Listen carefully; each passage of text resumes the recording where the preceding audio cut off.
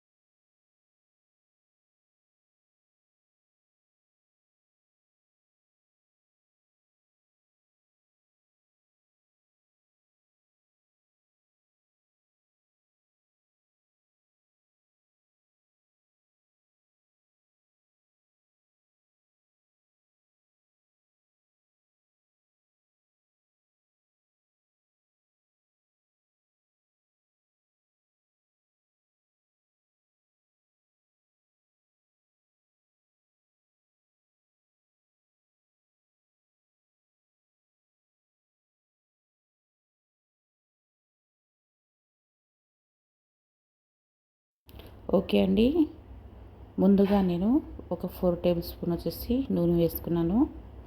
తర్వాత 2 ఎర్రగడ్డలు, ఒక టమాటా మిక్సీ పట్టి వేసుకున్నాను. దీంట్లోనే చెక్క లవంగా వేసేసాను. దాని తర్వాత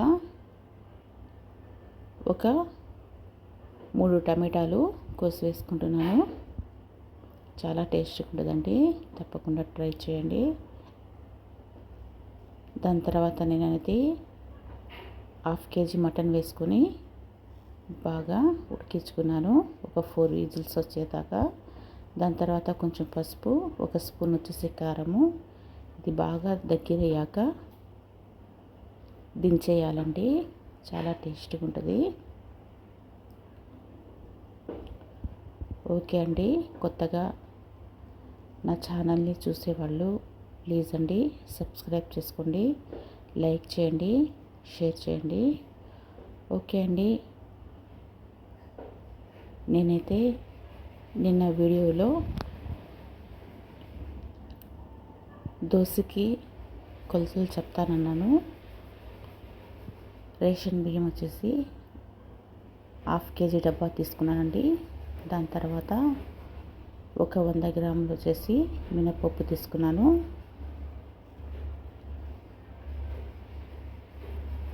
కొంచెం మెంతులు, పచ్చెనపప్పు, కందిపప్పు ఒక 2 స్పూన్లు వేసుకున్నాను. ఇది బాగా కడిగేసి నానబెట్టేయాలండి.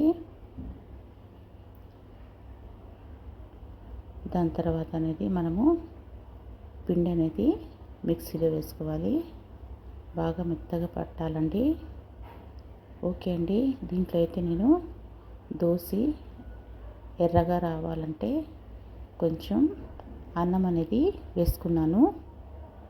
ఓకే అండి, ఇప్పుడు మార్నింగు దోశ వేస్తున్నాను. కారం దోశలకైతే 1 గంటి పిండి వేసుకొని పల్చగా దోశ వేసుకోవాలి.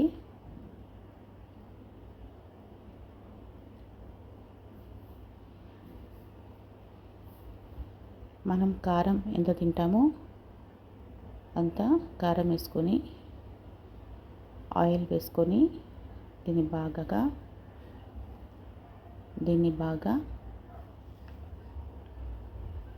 దీన్ని పట్టించాలి. ఇదైతే చాలా కారంగా ఉందండి, అందుకనే నేను లైట్గా కారం వేసుకున్నాను. ఓకే అండి, చాలా బాగుంటుందండి.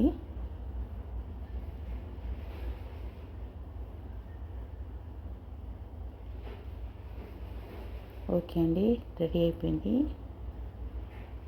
ఈ కొలతలతో వేసుకోండి, చాలా బాగుంటుంది. Like, share, subscribe.